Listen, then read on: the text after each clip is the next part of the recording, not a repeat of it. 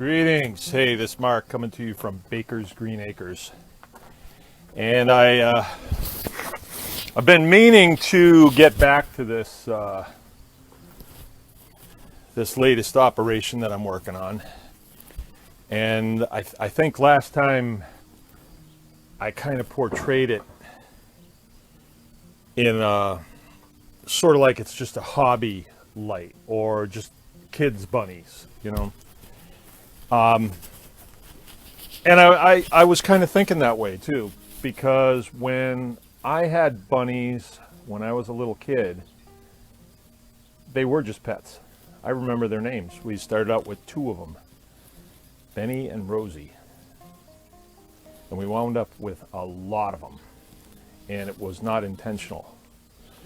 And we felt that we needed to keep them in the garage. And my father was always building very elaborate stuff, you know.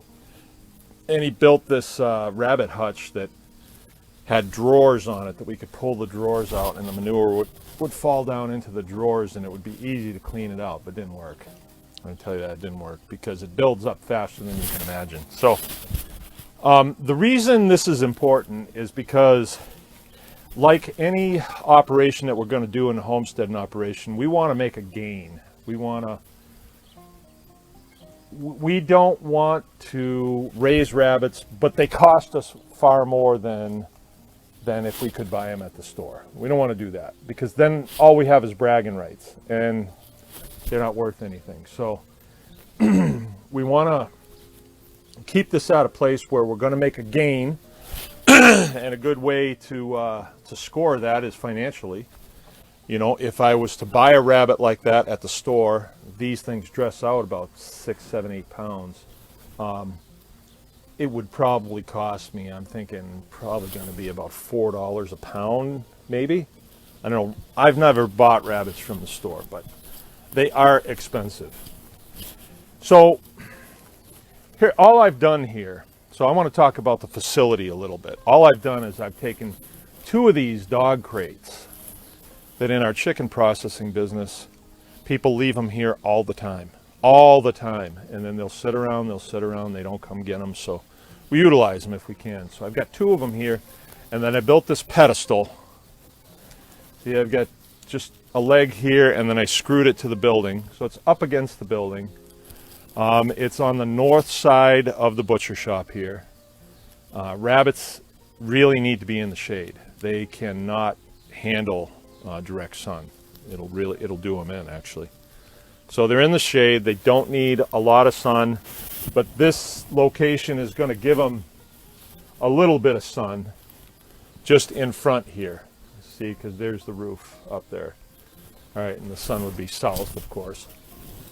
So it comes across here. They'll get a little bit, and you know, they'll lay out in the sun. But if it's just direct sun beating on them, it's bad. I was corrected.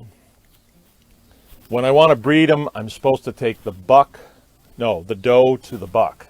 Somebody corrected me. Okay, so I don't know. When we did this before, we had a line of does, and we would just take the buck and drop them here. Let them get it done. We'd take them to the next one, drop it there, let them get it done. But whatever. I've only got 2. This is just a homesteading operation. If she's going to kindle every 45 days and she'll put out 6, 8, 10, that's a lot of bunnies. All right. But let's look at this. The bottoms of these dog kennels, I took the plastic part out, and that's this part here, right? I took it out because it would load up with manure so quick, and urine too, and their urine really stinks. And then I replaced it with some grates that I had that came out of an old refrigerator unit that I scrounged. And so here, I'll turn around and show you. Their floor, you know, it's okay for them to stand on it. This is the doe over here, and she's got, actually has a base in the bottom of her little house there. so the baby rabbits will have a floor to stand on, and that little hutch, I can take that out whenever I need to and hose it out. This dude over here, he doesn't need that, because he will just be in here by himself, other than when he goes over and spends a little time with Alice here. But by using those grates, all their manure is going to drop through and all their urine will drop through, and it's very important because it does build up so fast.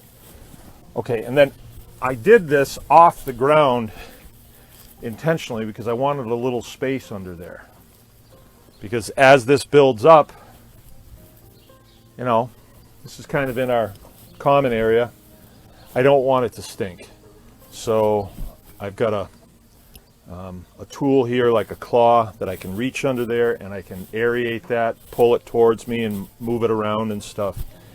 And the bacteria will get going in there, and actually it'll start to smell sweet. It'll actually start to compost, and it'll be a nice area. There'll be worms under there, and if we want to, we can add worms to it. And you know, the time I did this before, I actually had a bed underneath it, and it was a vermiculture area, so I was growing worms in it, because the worms like to go through the rabbit manure, and they, you know, there's still quite a bit of nourishment in there for the worms. But in this case, I don't know as I'm going to do that, especially since my buddy here has been digging under there anyway. So he does that because it's hot in the summertime, and this is a nice cool spot, and it was actually his spot first. So I'm not going to worry about it too much, but I think what you want to look at here is sort of what I've just done here. I just walked through the garden, and in probably 3 minutes, I picked up an armload of weeds. We'll call them weeds. This is purslane right here. This is lamb's quarter. And there's lots of it this time of year. There's whole lots of it. And instead of pulling those weeds out and cursing those weeds and saying, why did God make weeds? I'm actually picking feed for my rabbits. And these rabbits will produce a lot of protein. See, that's really what this is all about. These animals will convert vegetable material, and this is kind of not real useful to us. Well, to us it is, because we eat this stuff too, but to most people it isn't. And you're going out in the garden to weed so that your vegetables will grow better, and then this is the byproduct. Well, if this byproduct can be food for these animals, and these animals will convert it into protein, you know, you're making a gain, and you're making a serious gain. Okay, so the way this will turn out is I'm going to make a feeder pen too, a feeder pen. And it'll be a pretty good sized pen. I don't know if I'm going to sit it on the ground. I'm not exactly sure how I want to do it. I'm thinking of some different designs, but it'll be a good sized pen. I'll probably have to have more than one of them. And when she kindles, as soon as she's weaned her babies, we will take them, we'll put them in the feeder pen. And then it'll be just a question of supplying them with enough food so that they're, you know, there's not, like if there's no food in their pen, then that's a problem. So then you're not actually going out weeding, you're going out harvesting for your rabbits. And all those weeds, you're going to convert it into, they're going to convert it into protein. And then when you finally, they get up to speed, they get up to the weight you want, and you slaughter them, you've made a real good gain. Lately here, what I've been doing, I've been going around and I've been pulling out stuff that I've seen for years and didn't know what it was, and bringing it over here and feeding it to these guys. And I've found there is one weed around here, and we're not sure what it is. I talked about it last week in the call-in program, and I don't remember if somebody had a volunteered a name for it, but they don't eat it. Pigs don't eat it. Chickens don't eat it. Nobody's interested in it, and so I'm not even going to try it because I don't even like the smell of it. I'm not sure what it is. I remember a few years ago there was some rumors floating around that it was toxic. I mean, it's fairly new. I've not seen it only but the last 2-3 years. So that they're not having anything to do with that. But I did go out. I had to cut some sticks for roasting marshmallows around the campfire, and I cut sticks off of the maple tree out in front. And you know, the maple has those seed pods on it that do the whirly thing come down. Oh, they went through it. They loved it. They ate the sticks and everything. So this is a livestock animal that you can grow for the homesteader, for the prepper, for whoever you are, and you can make a gain with these animals, an incredible gain off of just what you have around you. I'll show you this.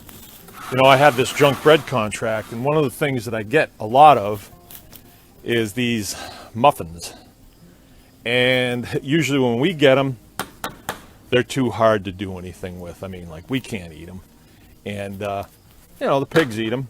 But my plan is to dry lots and lots of these, put them in old feed sacks, and hang them up. And I think that, you know, if I get them dry enough, which they should, I don't think they'll mold or anything like that. I think they'll keep.